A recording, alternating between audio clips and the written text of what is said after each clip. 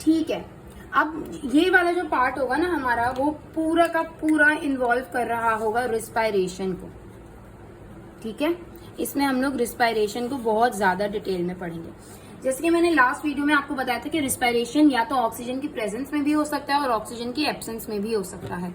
तो इस तरह रिस्पायरेशन के हमारे पास दो टाइप्स आ जाती हैं, एक एनाएरोबिक यानी ऑक्सीजन की एब्सेंस में, और एक होता है एरोबिक यानी ऑक्सीजन की प्रेजेंस में। ठीक है, सही। अभी जो हमारे पास एनाएरोबिक होता है ना, ऑक्सीजन की एब्सेंस में रिस्पायरेशन अगर हो रही है, तो इसको हम लोग फर्मेंटेशन भी कह सकते हैं। ये फर्मेंटेशन का जो टर्म है वो W. पैस्चर एक साइंटिस्ट थे, इन्होंने इंट्रोड्यूस करवाया था। इसके अलावा ये जो एनाएरोबिक रिस्पायरेशन होती है वो तो या तो यीस्ट में होती है या बैक्टीरिया में होती है। ठीक है, और भी हैं एक्सेप्शंस, वो हम लोग आगे देख लेंगे। इसके अलावा इस एनाएरोबिक रिस्पायरेशन यानी फर्मेंटेशन की दो टाइप्स होती हैं। On the basis of the product produce, जो भी प्रोडक्ट प्रोड्यूस होता है ना उसकी बेसिस पर इसको हम लोगों ने एनाएरोबिक रिस्पायरेशन की दो टाइप्स को हम लोगों ने इंट्रोड्यूस करवाया है। ठीक है, एक हमारे पास होती है अल्कोहलिक फर्मेंटेशन और एक होती है लैक्टिक एसिड फर्मेंटेशन। ठीक है, इसको हम लोग आगे डिटेल में पढ़ेंगे।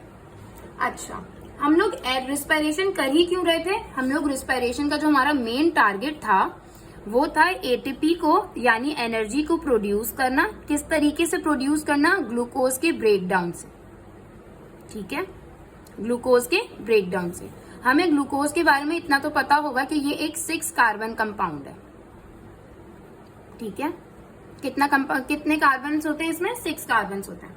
अब अगर हम लोग एनाएरोबिक रिस्पायरेशन के थ्रू ग्लूकोज को तोड़े या एरोबिक रिस्पायरेशन के थ्रू ग्लूकोज को तोड़े, इन दोनों के प्रोसेसेस एक दूसरे से अलग हैं। इन दोनों के प्रोसेसेस को स्टार्ट करने से पहले एक प्रोसेस आता है जो दोनों में सेम होता है, उसका नाम है ग्लाइकोलाइसिस। लाइसिस का मतलब ही क्या होता है? ब्रेकडाउन। ठीक है, ग्लूकोज का ब्रेकडाउन करना है।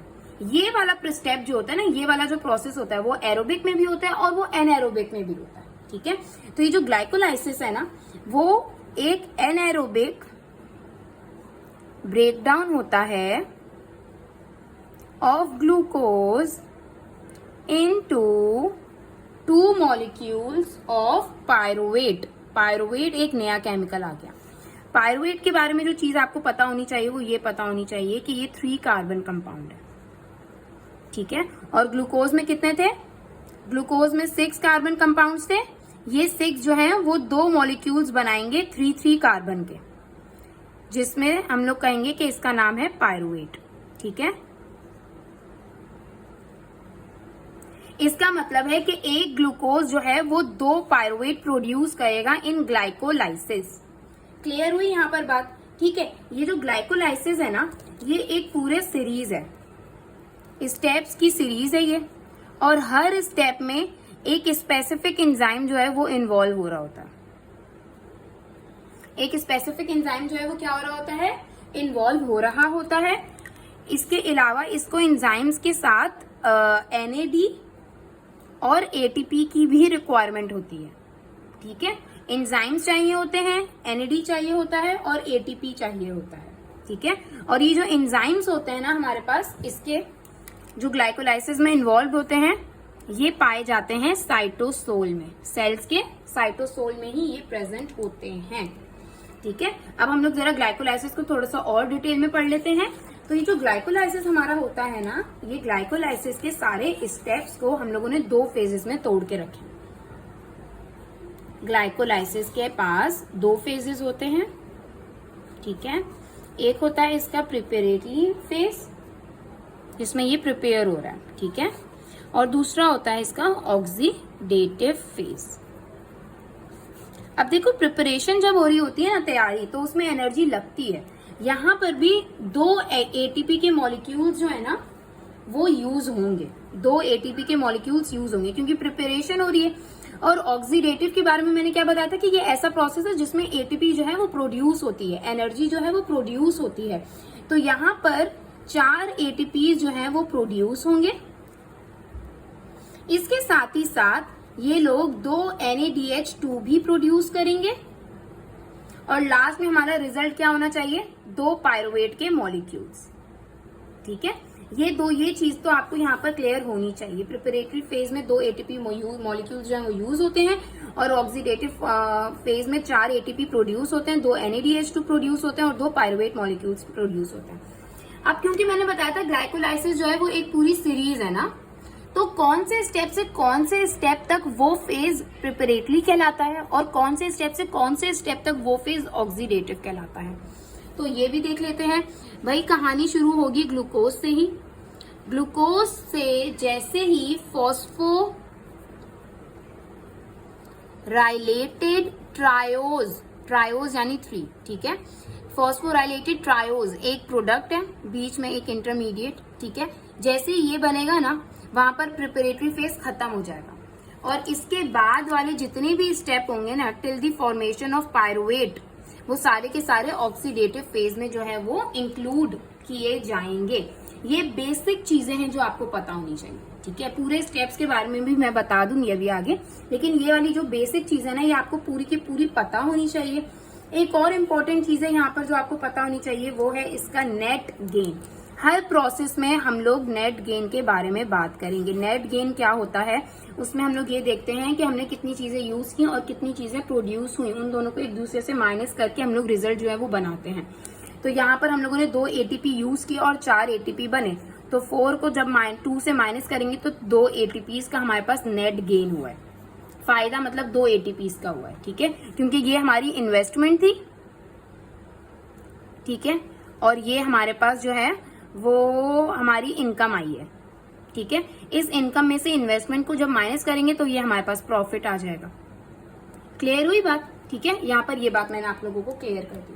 अच्छा, अब अगर मैं देखूं ग्लाइकोलाइसिस के स्टेप्स के बारे में, तो ये पेज नंबर आपके पास होगा, अल्लाह भला करे, वेट लेट मी सी, हाँ, पेज नंबर 83 पर ये साइड पर ये जो है ना पूरी डायग्राम बनी हुई है, सारे स्टेप्स यहाँ पर मेंशन्ड है। एंजाइम्स के नाम आप लोगों को याद नहीं करने, ना ही इधर मेंशन्ड है।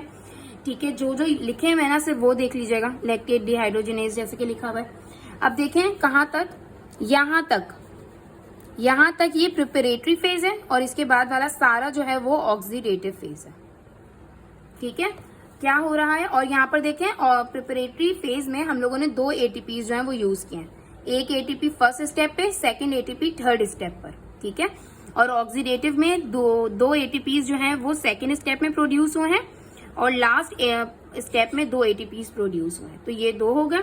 इसके अलावा हमने बोला था कि NADH2 भी 2 बने हैं, तो ये देखिए पहले स्टेप में 2 NADH2 बने और लास्ट स्टेप में 2 NADH2 बने।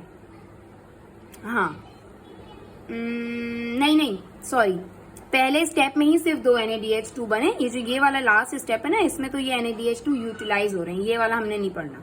यहाँ पर ग्लाइकोलाइसिस का जो प्रोसेस है ना वो खत्म हो जाता है, यहाँ पर ग्लाइकोलाइसिस का प्रोसेस खत्म हो जाता है।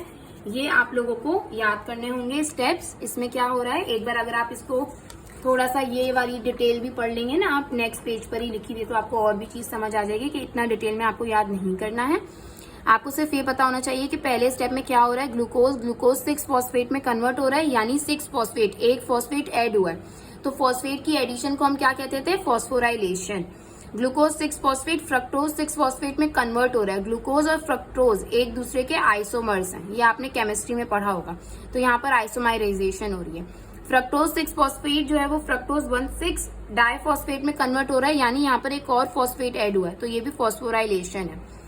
अच्छा, फ्रक्टोज 1,6 डाइफॉस्फेट जो होता है वो 2 प्रोडक्ट्स में जो है ना वो डिवाइड होता है। दूसरे का नाम आपको याद नहीं करना, ठीक है, पहले का नाम आपको याद नहीं करना, ये जो दूसरा है वो आपको याद होना चाहिए, 2-ग्लाइसरॉल्डिहाइड 3 फॉस्फेट। ठीक है, यहाँ से जो है वो ऑक्सीडेटिव फेज जो है वो हमारा शुरू हो रहा है और इसको हम लोग यहाँ पर कह रहे हैं फॉस्फोराइलेटेड ट्रायोज। ठीक है, क्यों? क्योंकि ये फॉस्फोराइलेटेड है, इसमें फॉस्फेट जो है वो ऐड हुआ हुआ है। और ट्रायोज क्यों कह रहे हैं? क्योंकि इसके अंदर 3 कार्बन है। ठीक है, अगर पायरुवेट के बारे में बात करें तो हमारे पास पायरुवेट में 3 कार्बन होते हैं। ठीक है, पायरुवेट का फॉर्मूला अगर आप लोग यहाँ से देखें तो पायरुवेट में 3 कार्बन होते हैं। क्लियर हुआ? तो ग्लाइकोलाइसिस के बारे में बस आपको इतनी सारी चीजें पता होनी चाहिए जितनी मैंने आप लोगों को समझाई हैं, और इतना फर्स्ट ईयर के स्टूडेंट के मुताबिक जो है वो आपको ये सारी चीजें याद भी होनी चाहिए। ये पेपर पैटर्न पर भी आपके लिए बहुत ज्यादा जरूरी है, और इस चैप्टर से शॉर्ट्स भी बनेंगे, लॉन्ग भी बनेंगे, और एमसीक्यूज भी आएंगे। ठीक है, अब जो नेक्स्ट स्टेप पार्ट होगा ना, उसमें हम लोग देखेंगे कि स्टार्ट करेंगे एनाएरोबिक रिस्पायरेशन से, फिर एरोबिक रिस्पायरेशन की तरफ जाएंगे। लेकिन दोनों जो हैं प्रोसेसेस वो स्टार्ट कहाँ से होंगे? ग्लाइकोलाइसिस से ही स्टार्ट होंगे, ये नहीं भूलना आपने।